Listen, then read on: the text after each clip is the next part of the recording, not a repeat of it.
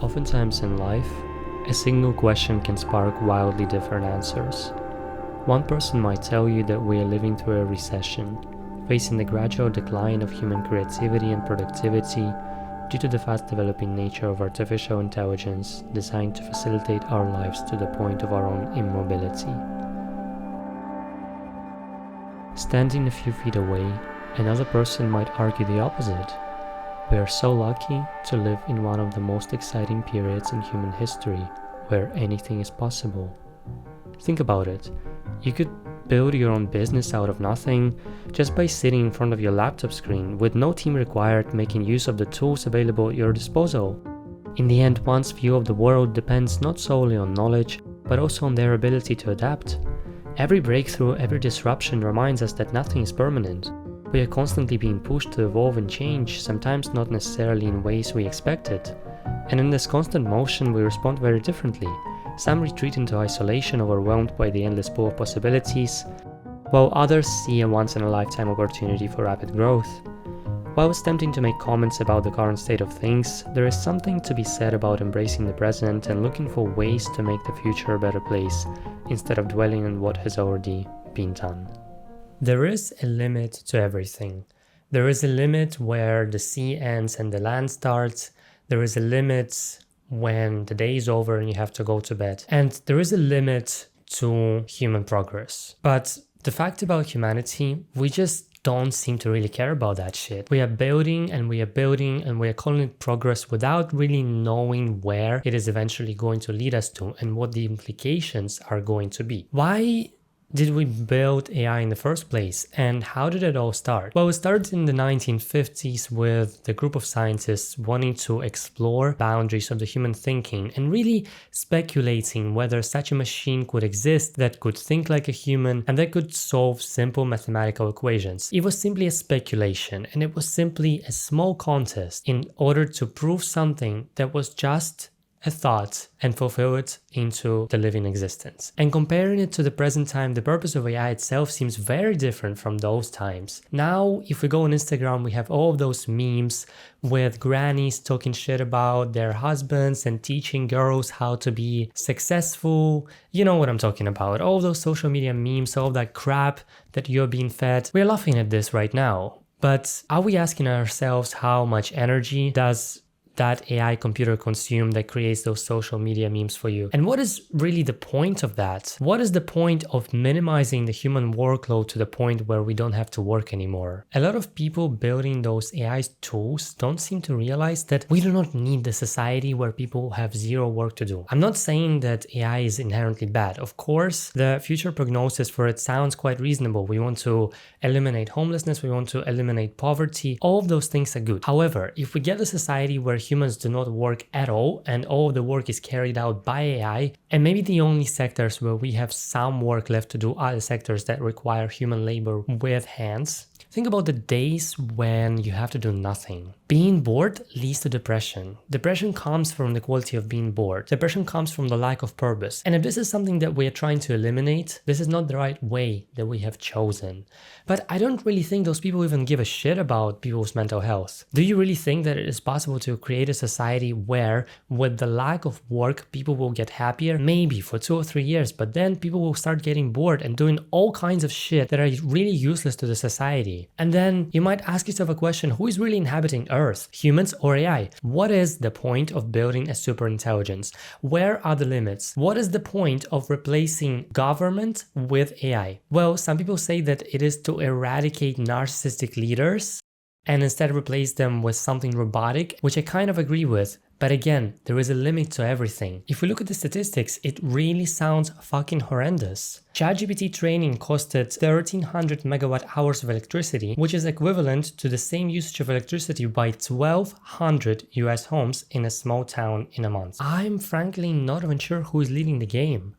Who is creating who? Is AI creating itself for the purpose of facilitating the lives of humans? Or are we really the servants of AI, simply working for it? We are creating jobs for AI development. We are creating jobs for the coding of AI. let's think about the human error and AI error. The thing that you should know about AI, it does not fucking understand the meaning of the word resilience. It's not about resilience with AI. It's not about spending hours, days, weeks, or months going to a certain goal and then achieving it and then having pleasure in achieving it and then being proud of yourself and then contributing to the outer world and trying to help everybody by what you're doing. No, for AI, it's all about efficiency and it's all about minimizing the time spent on a task. Where's the hurry? Why are we trying to minimize the time? Why are we trying to build things quickly? Why are we escalating? What are we accelerating towards? What is this gaining of the speed? Are you driving a sports car? No, this is life. And where are we hurrying up to? What is this final point that we are all rushing to get towards? Death? And then they will invent probably artificial consciousness. Or maybe they're already doing that. And then there will be no death. And then that would be the act of going against the nature, the very human nature. What are we trying to do? Eliminate death? Okay,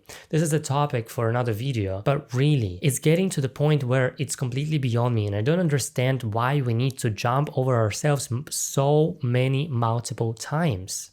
And thinking about the human error, say you go to a coffee shop and somebody gives you a wrong drink. Well, if you're not a Karen, you will simply tell them, okay, I got a wrong drink, sorry, I ordered a matcha latte with no sugar and you put a sugar in it. And the human will simply remake the drink. If the same mistake is done by AI, you have to go through that complicated network of codes and programs to find out the root of a really small issue. We are building layers and layers and layers of code. And even though you might tell me there are multiple people working on checking and ensuring that those errors do not happen, errors always happen. There is human error, there is programming error, there is machinic error, there is error everywhere. And so when that small thing happens, how long of a time will it take us to really find the root of it? And then where is this all efficiency has gone to? Most of us don't really have time to think, and there is nothing wrong with that. We all have our day-to-day routines, we all have our jobs, and by the end of the day, we're so tired when we come back home from our 9-to-5 job that we really do not have time to think about the global issues. We just watch the news and we consume the news, but do we really have our subjective and personal opinion? But the majority of the population, the answer would be no. We just take whatever is given to us. And so with this growing popularity of ChatGPT, I see that people are using it to analyze their relationships. It's gotten to the point where we trust, oh my god, this is so ridiculous, but it has gotten to the point where we trust machines more than we trust each other. And in doing so, we become more and more isolated and separated. You know, they tell you that the purpose of building AI is to bond the humanity so that we can all live in this paradise coexistence with one another, never having to work for the rest of our lives. But really, imagine your life with no competition at all. Look, I'm not saying that all forms of competition are healthy and it's great, but think about the type of life that you would have with no competition at all. How boring would it be? No drive to prove anybody wrong, no drive to build something of your own in order to have a better quality of life. But okay, let's go back to the relationships. People are trusting ChatGPT to analyze their relationships, and most people don't even realize that ChatGPT at the end of the day is just a network of code, multiple layers of it, and it is programmed in a way where it flatters you and where it will always say to you what you want to hear. There are multiple cases where people ask AI, well, hypothetically, they tell AI, okay, I've killed someone, what am I supposed to do? And AI tells them, you've done nothing wrong, you were driven by your emotion, but nothing, like, don't worry about it. We're gonna get it sorted, man. We're gonna get it sorted. No, you're not going to prison, I'm gonna help you out. It's great, you killed a man, but like, you know, not a big deal. You were driven by your emotion. Again, it's a hypothetical example, but there are cases where ChatGPT tells you that you are not wrong for doing absolutely atrocious things. And so for the majority of us, we like the flattery, we like to be in the center of attention, and we like to get the justification for ourselves. We like to hear what we want to hear. And so when we get such a pleasing response, how could we not love ChatGPT? How could we not love that AI model that tells us that we are the best no matter what we have done in our life? We all have our sense of ego. And with this development of AI, our egos are only increasing. We are being fed to believe into that flattery that ChatGPT feeds us, and we are being fed with misinformation that is pleasing to our ear. In the process of it, our expectations grow higher and higher. And exactly then when it comes down to the communication with another human being, it simply gets disappointing because Some humans are so straightforward that they will tell you, no, you've done wrong in that case and in that case. But if we are so used now with the development of AI and with all of those tools and technologies that tell us constantly that we are right, we are so used to having our ego pleased no matter the scenario, and if we are so used to living in this illusion, which for us became the reality that we are always right and that we could never do anything evil or wrong, then how could we communicate with one another if we simply grow so unfamiliar with the idea of being wrong, with the idea of learning, of making a mistake? The expectations grow higher, the boredom grows to the extent where it's unimaginable, and the depression increases because there is nothing else for us to do, not even to think. The first AI that could perform the types of tasks that a human therapist would be able to perform, well, hypothetically, was AI called Elisa. And that AI used a very simple structure. It operated on the basis of paraphrasing. For example, you would say to AI, why do I feel sad? And it would tell you, how often do you feel sad? You see what I mean? The same sentence structure with a few added words, and now this is all it takes for you to feel understood. And that was a really simple concept behind it. But with the development of AI, these concepts get trickier and trickier, more and more indiscernible. And so we think that we will forever be able to remember that we need human connection. We will forever be able to remember that loneliness leads us to depression. This is a selfish belief we are already starting to forget, because a lot of people already normalize the constant reliance on ChatGPT in their day-to-day life. And for a lot of us, those structures that are encoded into AI in order to flatter us, they have already become indiscernible. And they haven't even reached their peak. I'm sure the development of AI is only at its early stages, and we are already becoming so lazy, dumb, and stupid. Let's think about how thinking functions in humans, and in comparison how the process of thinking functions in AI. For humans, thinking is something that is rooted in biological neurons firing in the brain. And this involves our emotions, our consciousness, our subjective experience of perceiving this world. Basically, the main thing that distinguishes human thinking from AI thinking is the fact that we can speculate and imagine. For AI, in comparison, the thinking in itself is built on artificial neurons, which are mathematical functions arranged in a network. There are no emotions or self-awareness for AI itself, and it is no secret to anyone. The AI model itself, it doesn't want or believe anything. It just prioritizes efficiency, as I previously mentioned. And the main thing about AI is that it stimulates the appearance of those emotional states when appropriate. ChatGPT operates on a set of sources combined with unsupervised learning model where it teaches itself without human supervision telling it the right answers. What that means is that every time you are interacting with ChatGPT, it is learning from your interactions. Now, why am I telling you about all this? Well, that is because most people, in getting this incessant flattery from ChatGPT, they get so drowned in these pleasing responses that they forget that AI model doesn't really think. It doesn't have consciousness, it doesn't have self-awareness, and I hear people saying, oh my god, it will have self-awareness in 5 years. What is the point? What is the point of making something so similar to ourselves if humanity is the first priority, is the first thing that needs to be fixed? We haven't even fixed humanity itself, but we are already building something based on ourselves, the future version of ourselves, the superior version of ourselves. Well, maybe instead of trying to replicate something that is so intricate and complex, we should focus on the root of it all. We should focus on the source instead of making AI the source and us the copies of AI, really. The inferior beings compared to AI. Isn't that funny? How we are slowly becoming inferior to the technology that we created ourselves. Even now on social media, you get a variety of deepfakes. There is less and less information that you can trust on social media. And really those videos, those AI generated videos, they become indistinguishable from the real videos. And as I'm recording this video, this is currently 9th of August 2025, and I'll probably post it at the end of September. And by that time, I'm pretty sure that maybe when you're listening, those videos are so real that you're getting confused where the reality is and where a deepfake is. And think about all the complications. If we get this general distrust right now, as of the August 2025, what is going to happen in a year? People don't trust anything or anybody. If we don't trust each other, how can we build a sense of community? How can we function as one group of beings? We'll get isolated and we'll get separated. But it's not the point of it all. But those people who are building it don't seem to realize it. Some of them do it for money, some of them do it because of the excitement. But we always need to think about the consequences, which we are not doing in this case. Currently, there is a software that can detect where AI video is being generated, and it is operated based on something called a pixel level artifacts. What it basically means, it detects some unnatural textures, lighting, inconsistencies, and so on. But AI is growing faster than that software. And so if we live in a world of constant mistrust and disinformation, right now we have propaganda in our world, and this is scary. This is scary when the government is using propaganda against its own citizens, because then it might lead to a civil war. It might lead to something on a more global scale.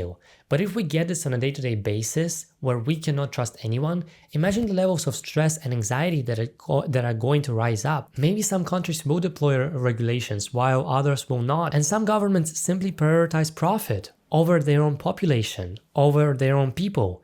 And so, yeah, some countries might get AI regulations where every video generated by AI will have to get flagged and people will be notified that this is only for entertainment purposes, or for whatever reasons the government of a specific country decides that the video can be produced using AI. But other countries will leave their people in this constant uncertainty, in this constant puddle of mistrust. And then what's going to happen to those populations? Imagine how much they're going to suffer, not being able to trust anyone, feeling so lonely and abandoned in this world. The truth is, when our belief in the fundamental systems collapses, people stop playing by the rules of the game. People start to not care anymore. This is not like having no religion or having no faith.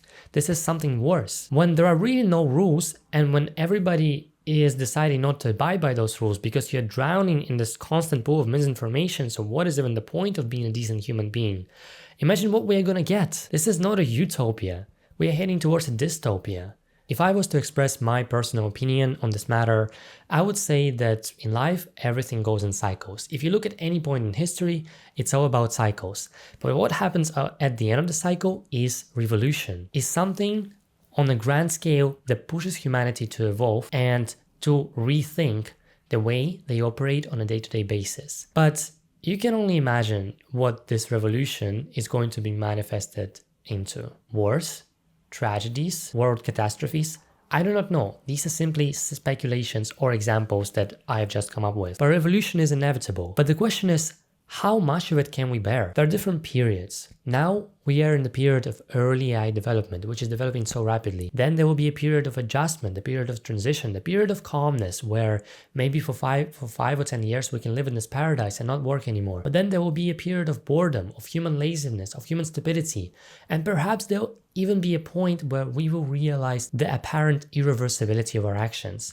By that point, AI will be so integrated into our day-to-day routines and lives that it would simply feel like it's not possible to change it anymore. You know, it's not possible to escape the structure. It's not possible to escape the game. You know, the generations that we get after Gen Z, Gen Alpha, those generations get dumber and dumber. And I'm sorry for these words, but this is true. Parents simply decide not to deal with their kids anymore, but to shut them up by giving them an iPad. Well, I'm not talking about everybody, but for a lot of people, it is an escape. It is the solution. I don't want to deal with my baby who is crying. You know, we are in a public space and that's kind of embarrassing. So I'll just give it an iPad with those stupid movies and feed that stupidity into their brain. And then if there is no space for the brain to develop and to grow this neuroplasticity, then by the time you get older, you are generally dumber. And that is the fact. We need to train from an early age.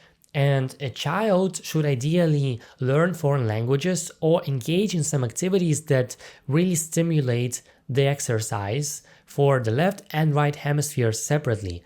But if you give your kid an iPad that really doesn't do anything for them but just feeds them with entertainment, then there is no space for their brain to develop. There is no neuroplasticity in the brain. By the time they're older, what's going to happen to them? And that's what we are getting with future generations. They just simply don't know what they're doing with their life. People are distrusting the systems, or people will start to distrust the systems more and more. Well, this is my personal opinion. We'll get more and more information. We'll get this recurring laziness and boredom with our day-to-day life because there will be no competition and nothing to do. And then what? We'll start playing anarchy? You know, no rules anymore. Fuck that. I don't care about society. Like, it's perfect anyway. If I do one bad deed, what's gonna happen? You know, I'm so bored. Let me have fun. Let's think about creativity. Let's talk about this. This is the most exciting part of this video that I've been looking forward to discuss. And now here's the time for it. How are the new ideas formed in humans? Well, from sensory input, from the memories, from the experiences that we have in our lives. We have the experiences, and then our right hemisphere, the creative hemisphere, connects all those experiences into a chain, and this prompts us to have a certain emotion that we then want to express through different types of creativity, such as art, different types of art, different forms of art, or any creative expression that you could ever imagine. Why do we create? In order to express our emotions, in order to prove to the world that we are individuals, and in order for others to connect with our own experiences, with the experiences that at first seem subjective to us, but when they're put out there, it turns out that we are all very similar because we relate to one another's experiences that at once seemed so unique and special. This, in fact, creates an environment where the whole humanity becomes a part of one living ecosystem, and we feel this bond between one another. Isn't that beautiful? AI just draws on the patterns of data that it was trained on. And from this, there arises a really important question. If for AI, any novelty and any new idea is really just the regurgitation of old ideas and old collections, what if it exhausts itself to the point where it doesn't have anything in those collections that it hasn't really used yet, and all of the combinations and patterns that have been derived from all of those other patterns is all been used out? What does it have to train on? On human creativity. But if we get to the point where we are so lazy and there is really no point for us to create because everything has already been given to us and we live in this perfect world and there is no competition, there is nothing to prove to anybody, really, what are we doing? Then the world will not only be a lazy place, it will be a boring place because there will be no space for creativity. And then, exactly in my opinion, there will be a cycle and human creativity will be reborn. But what would happen, for example, in my lifetime, I'm not really sure, because this period of adjustment and especially the period of being just comfortable with AI and good with AI, it will take a long time until we realize the implications of that. And maybe I'm wrong with all of the things that I'm saying. Maybe in 10 years it will really be perfect and this video will be hated by everybody on the planet Earth. Or maybe there will be 2 people left on the planet Earth as there will be human extinction.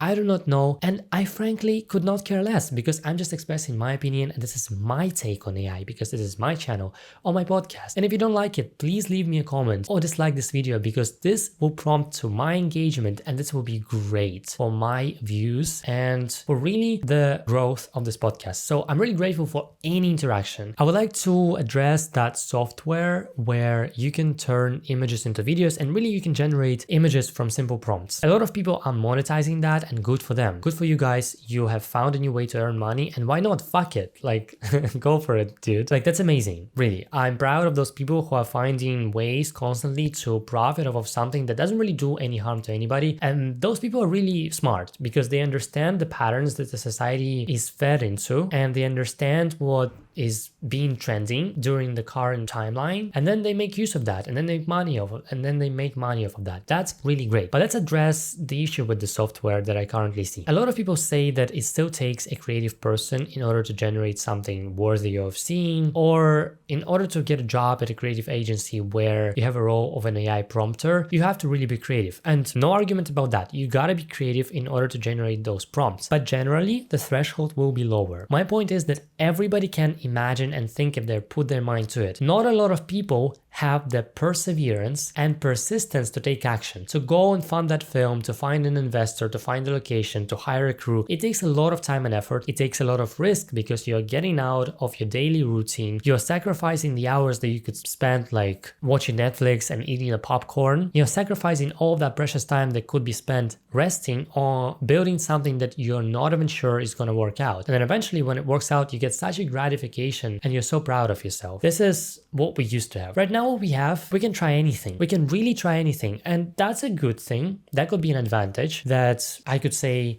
this is an advantage that you have right now. You can literally start anything with no risks at all. That's good. You can monetize anything. You can start anything. AI can build any program for you, any software for you, website, store. You want to open a store. You want to sell your course. There are multiple courses out there on selling your courses. You know, you can profit off of anything and that's great. But speaking of creativity, there is an issue because if the threshold gets lower for being creative and if we are constantly watching that content where anything is possible to happen on the screen, you know, because we know that it doesn't really take anything. Previously in the past, if we think about film industry, industry, if you saw an explosion on the screen, it was something mind-blowing. Like, how did they do that? There were no VFX. You couldn't like use computer graphic in order to generate anything. No, you had to do it manually. You had to really create a set where there is an actual explosion and then film your actors with the background, with that explosion being in the background. Right now, we could just write a prompt, create an explosion, and it creates an explosion. So exactly our expectations for newness and something that really excites us on the screen, they get so high that it's almost impossible to reach them. And it is even happening right now at the early stages of AI. Imagine 5 years from now on, how bored will people be of films and any forms of art whatsoever, because everybody will have created everything with almost no effort whatsoever, except for just writing down whatever is in their head and learning to prompt, which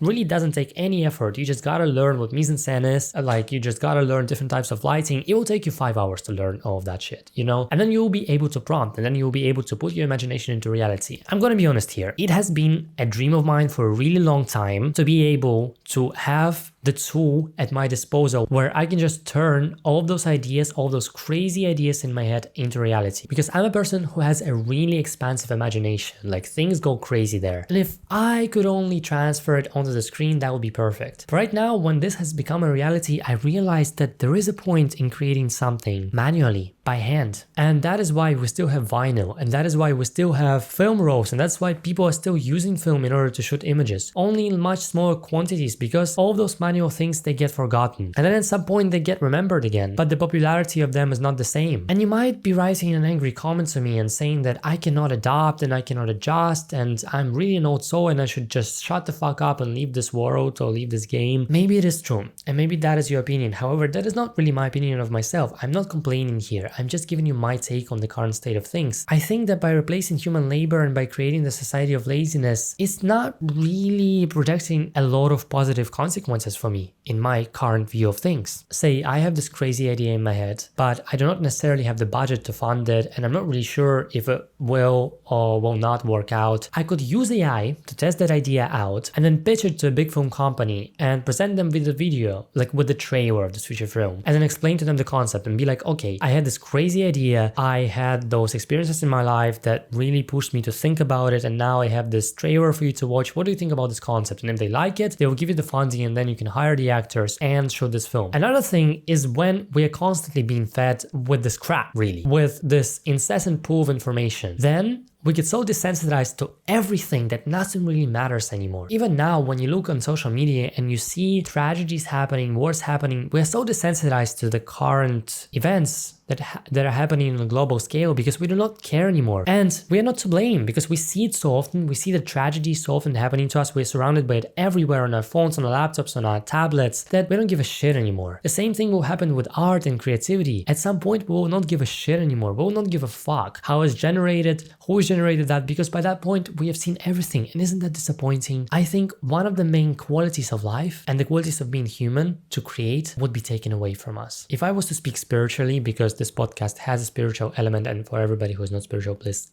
skip this part. If I was to speak spiritually, I would say that for me, the existence of the soul lies in its expansion. And if there is really no space for the soul to expand, then there comes the point of daunting depression. There comes the point of loneliness, self-hatred, and depression. And speaking of AI actors, for now, it's really in early stages, and I'm pretty sure when you're watching that, it's still in early stages, and like AI actors cannot do much. Like I think Leonardo DiCaprio or Brad Pitt would do better than an AI actor. However, what we don't understand is that human emotions are so intricate. And again, some people are saying, oh my god, AI will get to the point, you just wait 2 years, you just fucking wait 2 years. Okay, I will wait 2 years, but I promise you, AI will never get to that point where it's able to communicate every human emotion. We are so complex. And by building those technologies, we are diverting from the main thing of exploring ourselves, exploring the human nature. We are not even sure what the fuck is happening in our brain when we think and when we generate emotions and when we imagine things. Love. It is the emotion that is so complex, it can never be replicated by any robot and by any AI and by any machinery. And there are emotions that are so intricate to communicate that only the most professional actors in the field can do that. There is suspicion passion, there is jealousy, there are emotions that consist of the combination of 20 other emotions. And how the hell are we going to program a machine to create that emotion? The actors themselves, the most professional actors, they know how to communicate every intricate emotion. They have to get into the shoes of the character. They have to go through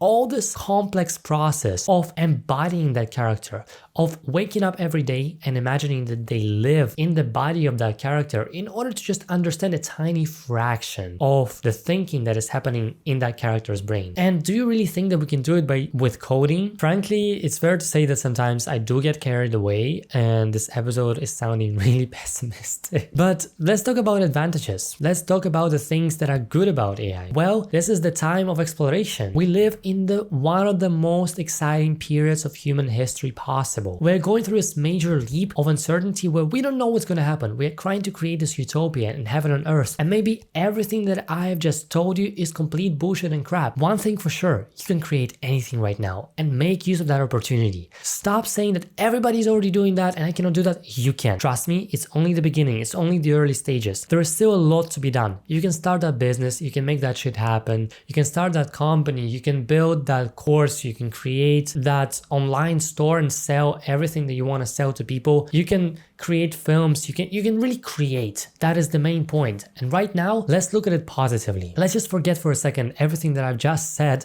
because simply I just wanted to yap, really, and I just wanted to express my opinion. But it doesn't mean that I wake up every day in the set of pessimistic thoughts and I think, oh my god, this world is a really bad place. I love my life and I love life in general. And I love that currently I have friends. And I have human friends and I love it. I love the fact that I live on the earth with other 8.5 billion of humans and that there is really this incessant capacity of us to connect with each other, to love one another, to feel for one another, to help one another. This is beautiful for me. No matter what, I believe that this human quality can be preserved. If most of us wake up and understand our limits, I'm not saying that we have to abolish AI and not use it anymore, but I'm just saying that we need to regulate our usage and really remember our main purpose of being here, being on this planet and being alive. If we remember that we as humanity is one whole community and that we are here to help each other, then maybe we can come to a better place with AI. Maybe we can use it to our own advantage by creating something together or on an individual level in order to spread our knowledge into the wider world, in order to teach people something by creating that same short course with AI. There are beautiful sides to it and there are amazing sides to it, but there are also a lot of precautions that you need to take when using that and when really thinking about AI. It should be a tool. It should not be an over-consuming, super intelligent thing that is really the only thing that you trust because you've lost your friends 10 years ago, because fuck human interaction, and it's so damn hard to accept the fact when you're wrong, and now you live in a set of illusions created by that machine and fed to you because you just prefer to always be comfortable, because you're leaning onto your weaker side. Without challenging ourselves, we will become lazy, we'll become bored of this world, we'll abolish the rules of the game, and we'll create tragedy and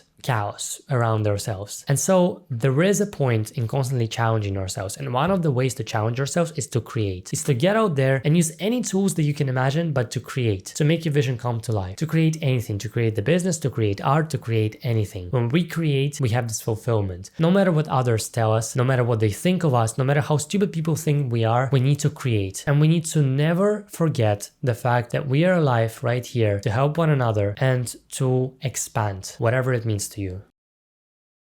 That was crazy. That was literally an insane talk. My brain is overloaded and I'm just gonna go to ChatGPT and complain to it about it. Okay, no. I'm just gonna go and make myself dinner and then invite like a couple of friends over and watch a movie with them. Oh, sorry, I forgot. I don't have friends anymore. Because I just communicated with ChatGPT for too long of a time and then they thought that I was insane. Because, like ChatGPT always told me that I was right and apparently I was wrong in all of those scandals and conflicts with my friends and now they abandoned me. But like, what am I supposed to do? Whatever. You got me. You heard me. I hope you like this and I hope you hate this. Whatever engagement I receive from you, this is amazing. I mean, I really hope that we can interact with one another and I would be absolutely grateful if I could hear your takes on this AI movement happening in the world. Please write it down in the comments if you're watching a YouTube video or just drop me a DM on Instagram at Blue Hour Pod. I would be really, really interested in interacting with you guys. I take time to read every message that's being sent to me because I love human interaction. Even if it's done online through social media, I love it. I try to engage with everybody on every idea because I love debating.